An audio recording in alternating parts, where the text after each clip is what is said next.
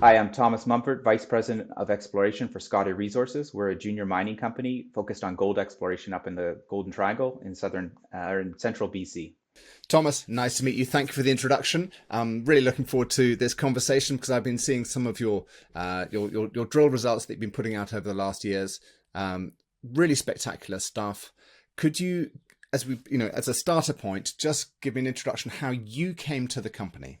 Sure. Yeah, I've been in exploration in Canada for the last 15 years. You know, coast to coast. I did most of my studies in the Eastern Canada.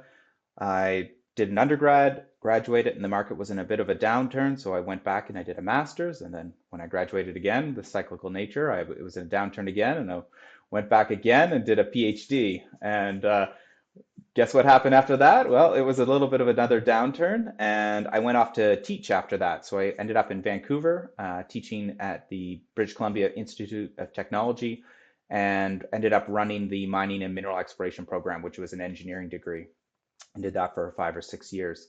But the interesting thing there was that there's no research component to that program. So the summers were kind of like a high school teacher, like you had the summers off. So I would go and work for exploration companies, just like I did during my master's and PhD. So, actively engaged in grassroots to brownfields exploration, advanced exploration programs for the last 15 years, across Canada, across commodities. So I've done rare earths, uranium, gold, silver, kind of the full spectrum there. And so I've seen a lot of projects and been across a lot of Canada exploring. One of my last jobs, summer jobs when I was working at BCIT, was getting a relogging program on a small historic gold mine up in northwestern BC, which turns out to be Scottie Resources. At the time, it had a different name and it was about to go through a rebranding.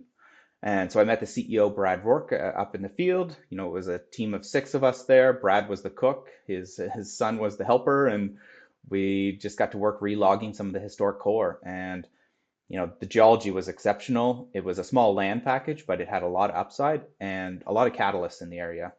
You had SCOT at that time doing a full, huge exploration program. You had Pretium pushing hard on their Brucejack asset, and you had this small past-producing high-grade mine in the middle. And Brad needed some geological expertise, so invited me to come on the team, and I did that part-time for a year, and then decided to quit my academic job and come on full-time into the corporate world of junior mining. And when was that? That would have been 2018, I guess. 2017, 2018, something around there. And what was it in the geology that made you think this is the time to leap into the corporate world? Or maybe it was in the food that Brad was cooking. It wasn't in the food, I can tell you that. Not that Brad's a bad cook. He makes a mean margarita, but his food gets you by in the field. What enticed me was not necessarily just the geology, but the historical context for the exploration of the project. So it was underserved. I could see that readily from the data that was available. The interesting thing was that the closest analog to Scottie back then that we know and still today is the Snip mine. And so the Snip mine, super high grade mine, owned by Skeena right now on an earn-in agreement with Hochschild, but it produced 1.1 million ounces at, I want to say, 22 grams gold per ton. So very high grade mine, and the closest analog was known to be Scottie, and Scottie pulled out just under 100,000 ounces back in the 80s, but it had very high grades as well. The head grade was in the order of 18 to 20 grams.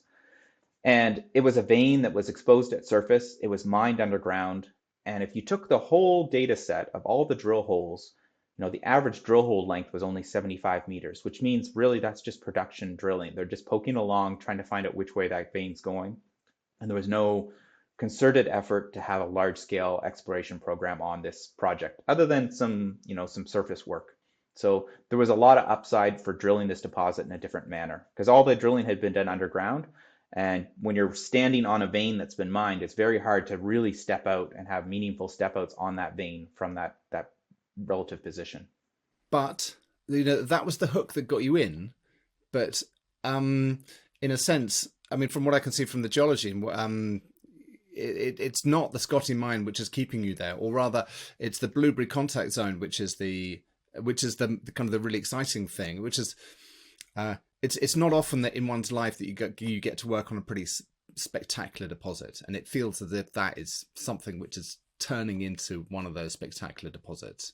Certainly feels that way. Yeah. We kind of that exploration upside of, the Scottie Gold Mine, but also the surrounding land. So one of the big breakthroughs we had as a company within, I think it was the first 18 months of me coming on, was we acquired a huge land package that surrounded the historic Scottie Gold Mine, and as well as the claim package that held the Blueberry vein, which is now the Blueberry contact zone. So within that period, we basically expanded the land position, and we made a really concerted push to a regional exploration program, or property scale regional exploration on the Scottie Gold Mine. Let's see what's available, what people haven't looked at, and let's look at it in a bigger context than individual veins at surface. Focused a lot on areas of glacial retreat. That's how we made our Domino Zone discovery, which is kind of the extension of the Scottie Gold Mine to the other side of the mountain. And then we started pushing on things like the Bend vein, and then finally the Blueberry vein as well. And that's where we made our Blueberry contact zone discovery. There is an abundance of high-grade mineralization all over the Golden Triangle, particularly in the southern end. And really the challenge is coming up with a model that explains the mineralization, and a model that predicts something larger than just a little squirt here and there of high-grade gold. It almost sounds as if you've taken a systematic approach. Oh, certainly, yeah, definitely a systematic approach to exploration. We started with boots on the ground field work. We reviewed historical geophysics. We did updated geophysical surveys, led that into, very not wildcat, but exploration style drilling on some targets that had mineralization at surface, and then, progressed that along to what we're doing today. Your point about there being a lot of high-grade gold in the southern end of the Golden Triangle is really interesting, because what that means is that there's a lot of smoke. There's a lot of things that you can chase. You can dry out you can run out of capital. You can run out of gas, chasing things which are these little squibs, these little squirts, I think was the word you used, to kind of mineralization. But actually, they don't hang together. They're never going to make it as a coherent or kind of continuous resource potential. How do you make that leap from kind of observation to kind of a geological model, and have you got there yet at the contact zone, or the Blueberry contact zone? Yeah, we've certainly got there at Blueberry. It is an interesting area of the world to work. Every once in a while we get a geologist that's worked in northern Ontario, northern Quebec, where exposures are quite a bit poor and the grades don't need to be as high to make something economic as they do in the Golden Triangle. And they see some of our surface samples out there and, why aren't you drilling that? Why aren't you drilling that? And, then I run them down the list of all the targets that I do want to drill, and the rationale for why these are kind of on the back burner for now while we advance these targets. So how to advance those, how to kind of sift through the smoke to find out where the fire is burning.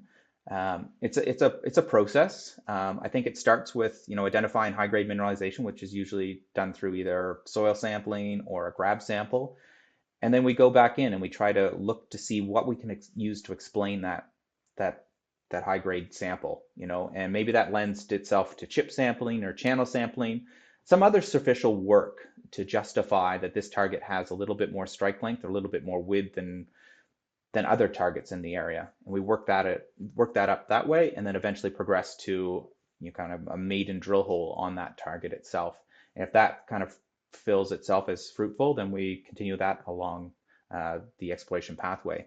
We are now, 4 years into kind of that process at Blueberry, and it has been holding in exceptionally well, and much larger than we initially anticipated, to be honest. And Blueberry, I see you've changed the language or the vocabulary from the Blueberry vein to the Blueberry contact zone. Can you just talk to me through that process of changing understanding?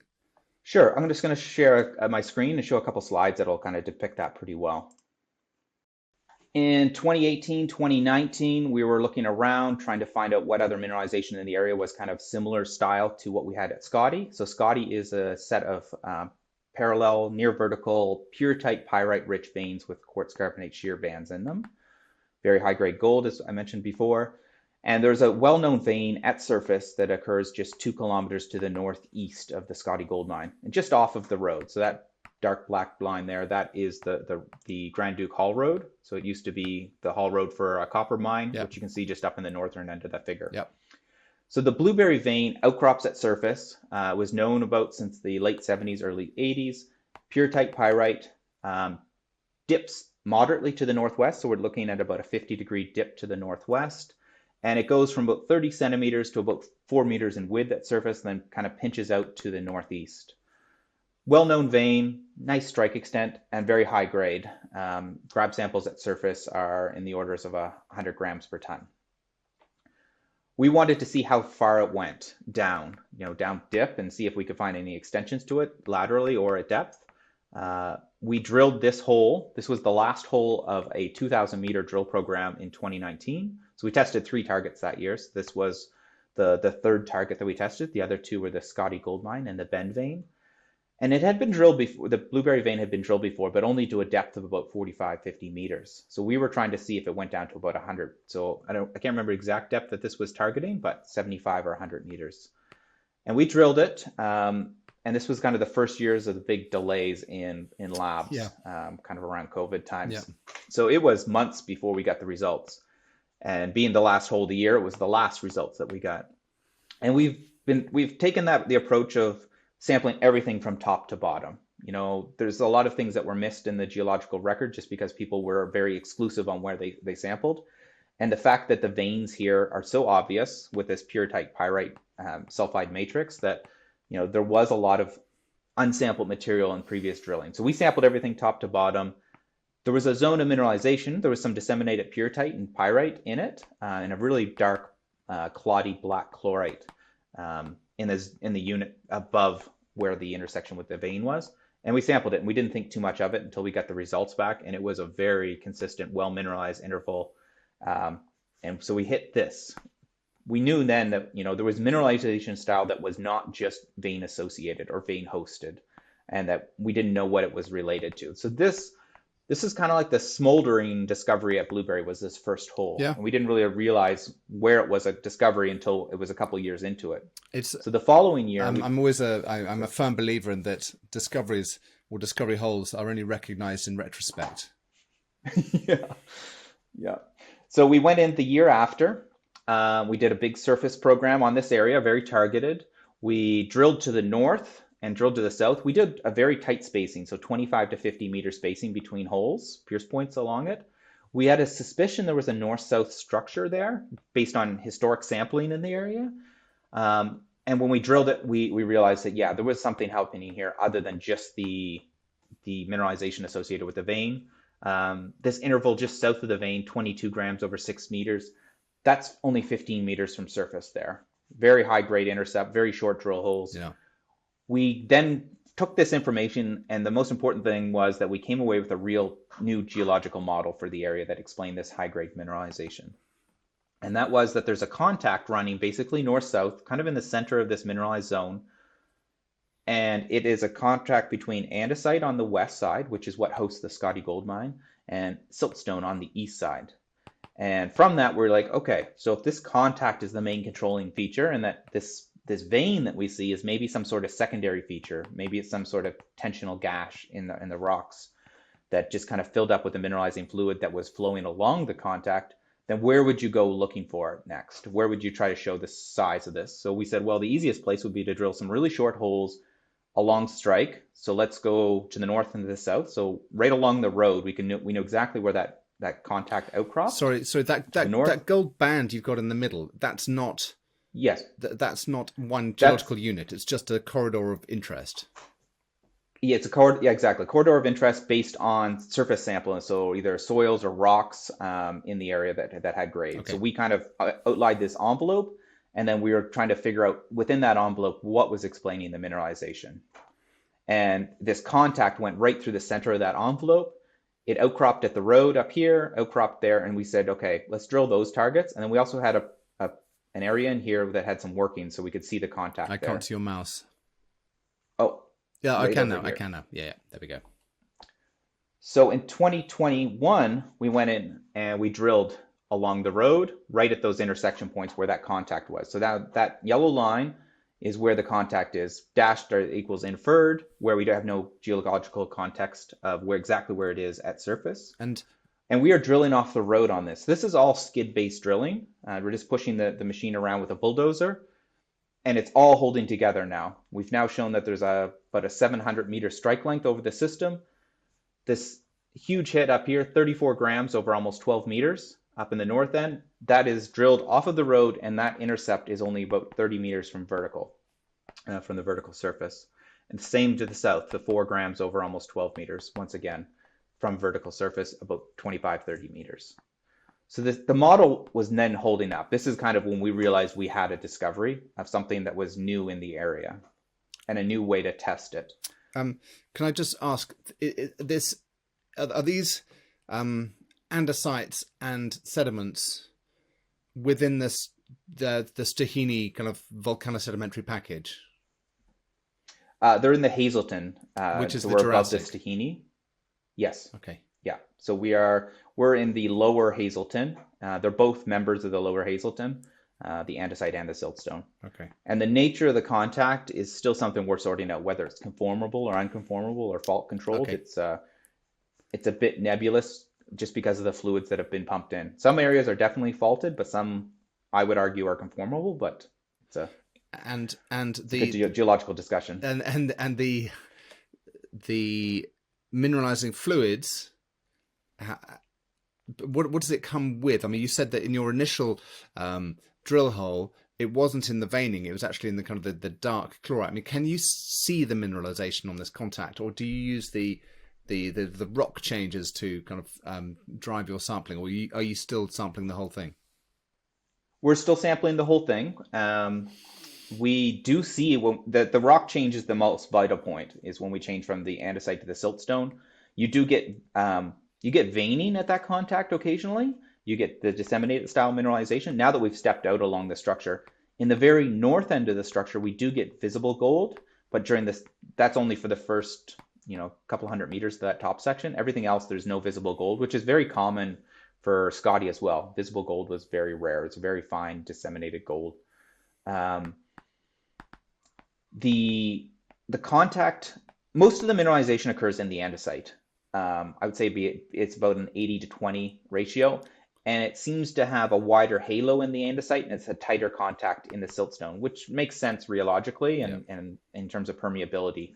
I think existing fractures in the siltstone allowed it to extend in there because we get appreciable concentrations of it in the siltstone. Yeah. But it's around that contact that we're always targeting and that we're using to guide our drilling. Yeah. Now, I should say that as we've drilled, we've discovered that there's more veins like the Blueberry vein at parallel orientations, but they're much smaller. And it's the intersections of those with the contact that also seem to have higher grades or wider widths along the structure that we've discovered.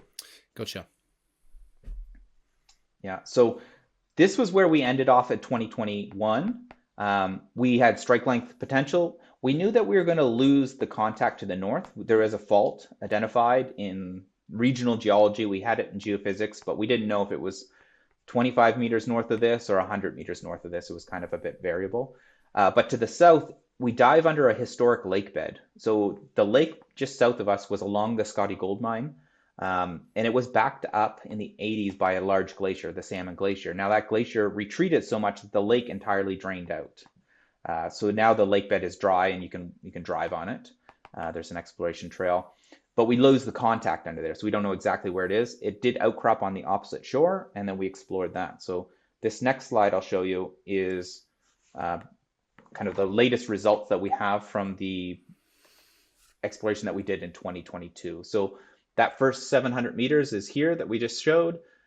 You can see the contact goes under that part of the lake bed where we can't see the contact. We did catch the contact on the other opposite shoreline where we intersect another one of these cross structures called the C and D zone.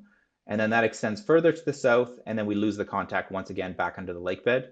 And this pile here, this orange reddish pile, is the historic tailings from the Scottie Gold Mine production.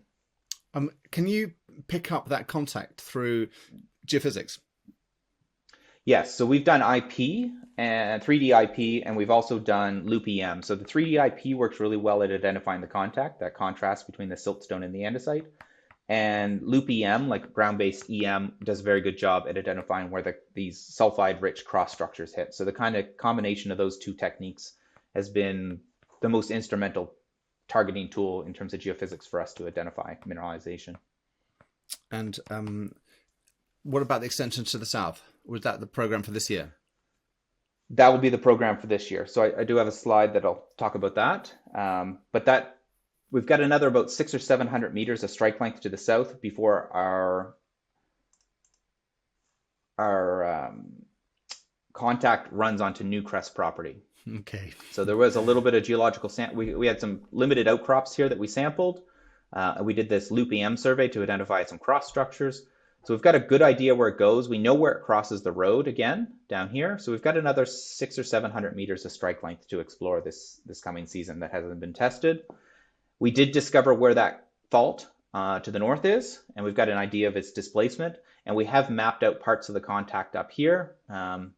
The ground control is poor, and there's an intrusion right at the contact in the southern end that complicates it. But there's a very large golden soil anomaly up in this area that we've been targeting as well that may be associated. This is another one of these appearite pyrite-rich veins called the Ben vein that outcrops at surface. And it's got exceptional grades, but the expansion potential is somewhat limited. We drilled it in 2019 and we hit 4 grams over 70 meters in a confirmatory hole. So high-grade system, but trying to look at how does this become bigger for us. Interesting. And what to the in that zone to the east of the bend and the stockwork, you've got a couple of drill holes from 2022. What did they show? They haven't been released yet. The ones that we had in 2021, which would be just under here, okay, had some very long intercepts of low-grade mineralization, which is interesting and suggestive of maybe that we're closer to some sort of intrusion-related source. Low grade as a deposit type. Low grade in terms of Golden Triangle, or low grade in terms of global averages? I would say global averages, and I mean certainly Golden Triangle. Things like 125 meters of 0.2 gold, okay, which is anomalous. Certainly anomalous, interesting, not economic at this point, but could be a vectoring tool to something else. And so we don't see a lot of epithermal textures in the vein systems or along the contact. Based on the pyrrhotite and some other features, an intrusion-related gold system seems to be the as a large-scale model to pursue, and how that's related to any porphyry potential in the area. It could be an interesting feature. Yeah, and you did 17,000 meters of drilling last year, I believe. And yeah, what's your wish list? Yeah, I mean, you must speak to Brad. I mean, budgets aside, but what would you like to do in 2022? 2023. So if I go back, so if I go back one slide, so this is the long section that we've been publishing most of our recent data on. This is that original 700 meters of strike length and the model that we created from 2021, and then the results that we've been putting out over the last few months from the 2022 program and their relative position.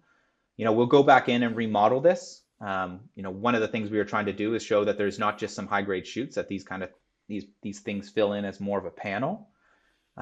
We've extended it down to about 400 meters in depth, and the strike length now is well over 1,500 meters. So we've doubled the strike length of the system.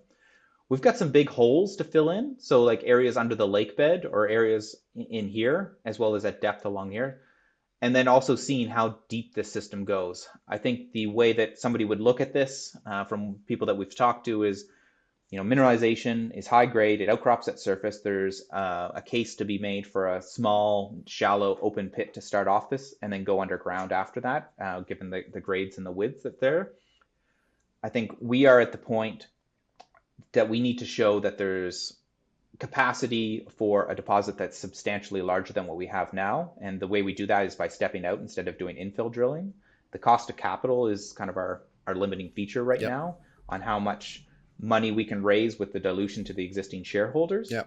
So what we're planning right now is a program on the order of 20 to 25,000 meters, really focused on expansion and an infill, not at a resource level, but in a model type Yeah, metal that we are able to show continuity. you need to have a internally consistent or kind of an envelope that you're comfortable with, even if it doesn't meet NI 43-101 criteria.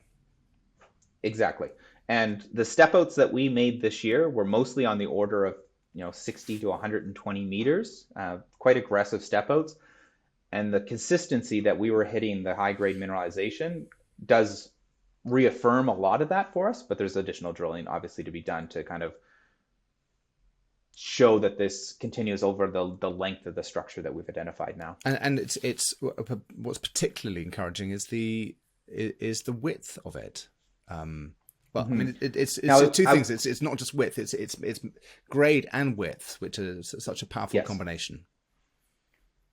Yeah, and I would say that when you're looking at these, like, because we have these two intersecting ore styles, so you have the vein style and the disseminated style at the contact, and those are oblique to each other, us modeling it, we'll have a better control on it this year, but it's hard to come up with a true width of the structure at this point. My best guess is we're in the order of true thickness is around 70% of the true thickness of the structure, and given the way that we drill it. We're not perfectly perpendicular to the contact, and we're not perfectly perpendicular to the veins, just because we're kind of splitting hairs on trying to maximize both of them. Yeah. So I would say around 70% true width on many of these structures that we're drilling, but that's on a drill hole by drill hole basis as well. And so, I mean, just looking at that page there, if you did a kind of arithmetic mean and you took 17% of that, 70%, you'd be somewhere between 5 and 10 meters. Yeah, I think that's fair. Yeah. Interesting. You when you've got good grades, if it's 10 grams a ton, you can rack up the ounces quite quickly when you come to yes. a thickness yeah. of something between 5 and 10 meters.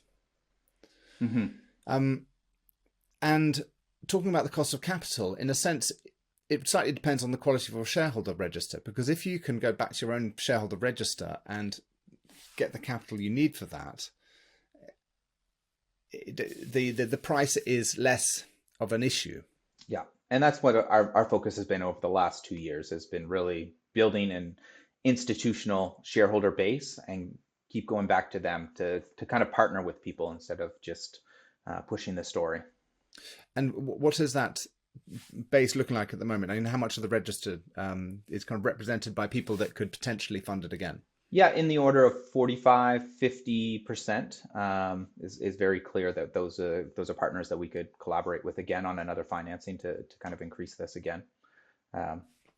And in terms of the kind of allocation of the capital, so presumably the vast majority would go to filling in the gaps from the fault down to the boundary with Newcrest, and then a small amount would be spent in the northeast trying to prove a concept at low cost. Yeah, exactly. I think, as we kind of mentioned before when we were talking about, is there's certain need for continued exploration on far field targets at the same time. Like, we have an exceptional land package with a lot of high grade showings.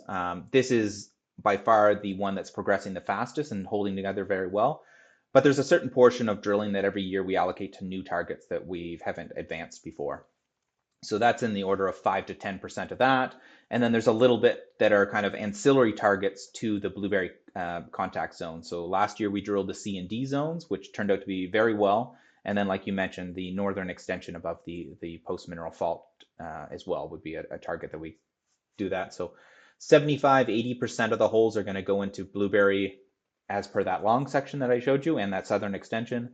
And then in the order of 20% are going to be between, far field new drilling locations and then kind of peripheral targets that kind of connect to the Blueberry contact zone. And what about the catalyst? When I know everybody would like to have money in the bank, but what's the news flow looking like as far as you can see? We've got just a couple news releases, I think, left to deliver for the Blueberry area. So we're going to have most of our news out here before the end of the month. I guess it's February 1st today. So by the end of the month, we'll have all our news releases out on Blueberry, we'll be remodeling it and kind of pushing out what our exploration plan is. What do those holes look like? What do we, really hope to achieve this year?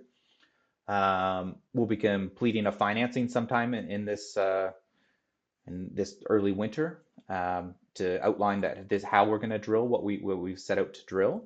And after that, I mean, it's the build up to the drill program itself. So we're drilling probably mid to late June this year. That's the lower than average snowpack as we're seeing right now. In the area, we've got some catalysts going on. So Ascot's now fully funded for execution to complete their mill and to start production. So within around 12 months from now, they should be pouring gold. And that's a big catalyst for the region for us. Obviously, Ascot's geographically close to us, but they're also planning to operate a hub and spoke model. And right now they've projected about a 9-year mine life, and we are on the same haul road as them. So there's an obvious potential there for something to happen, either viewed as a merger between them, or just kind of a pathway to economic success for us, given that we've got a bunch of ore.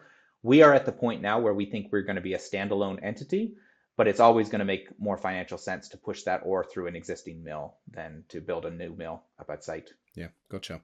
And no, sorry. And how long is your drilling window? So you said mid-June. When do things freeze up again and they everybody pack up for the winter?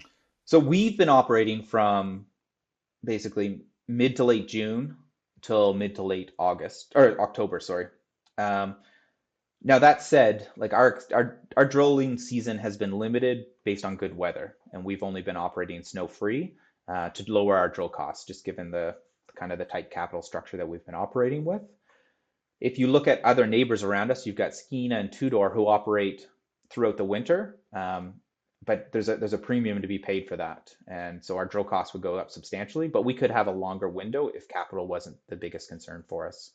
Right now, I think we have some of the lowest numbers for all-in drill costs in the Golden Triangle, given that we're road accessible, that almost all of our drilling is skid based, and that we've just kind of managed the money very well from that aspect. So you don't heli support? We have very few heli supported holes. Yeah, we had a machine on use last year for just about a month, which we use for field work and a few drill holes. But skid-based drilling is our majority of holes drilled with that.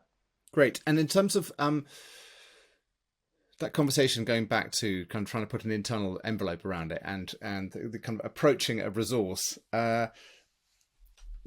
presumably, as long as you can keep demonstrating the potential of the project, you're in no particular rush to dare I say it, limit things, limit or kind of to anchor people's cognitive bias with a with a fixed number from a first resource. Yes, that's exactly our concern. It would cost us, what we've identified so far to drill that off to inferred with a bit of indicated in it would be a significant amount of money that we could push towards showing that this thing is the potential to be 2 or 3 times larger than that. So that's where we see the value add for our shareholders at this point. At some point, people are going to want to know exactly how many ounces are in here and what that looks like. But as long as we're expanding as quickly as we've been doing over the last few years, the shareholders that we have now all agree that let's show how big this is. Our target, 18 months ago was looking for something that's in the order of 1 million ounces. And the results have been so successful this year that we've significantly upped that target. Now we're targeting something much larger. Do you see any activity? Has the work that you've done on your contact zone piqued the interest of Newcrest to the south? Have you seen them doing exploration work as a function of the success you've had? We haven't. I think this is the first year that we showed that it went directly under their tenure. Now, Pretium, the predecessor to the Bruce Jack asset and what Newcrest purchased, had worked on that same area and inadvertently had crossed the contact and found mineralization around the contact, drilling it. They had found an 80 gram per ton sample. I guess it would be a few hundred meters south of where the contact hits their kind of property boundary. And they drilled that in 2018, called their Bluffy target. And they had found a little bit of mineralization, but it was enough to push the envelope on their end. So they've kind of sat on it. I would I would think that there would be a target they would want to follow up this year, given that now we've got like a geological model. And the way that they had drilled it the year before, they were targeting something that was more east-west oriented, basically the extension of the Scottie system across the valley towards them, versus something that was north-south. So just the way they drilled it, the manner they explored it, like we've kind of worked out the kinks on how to explore this contact zone. I think it would be a pretty straightforward process for Newcrest to kind of target it using in the same methodology that we have. It kind of depends on what their priorities are, what else they've got on their plate. And I understand they have quite a bit on their plate, and I think their big focus right now is just to increase the mine life at the Brucejack.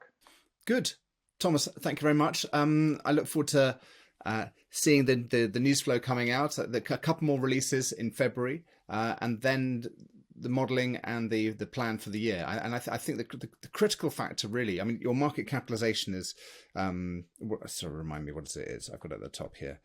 It's in the low mid 60s. And you know, for it to really kind of go on a tear, you kind of need to be financed and have kind of that runway. Yes. Both in terms of geological potential and also the capital with which to do it. Yeah. Yeah, I agree. So good luck in getting that in the door. Okay. Thanks, Merlin. Look forward to catching up with you in the future when we got even more to talk about. Excellent. Look forward to it as well.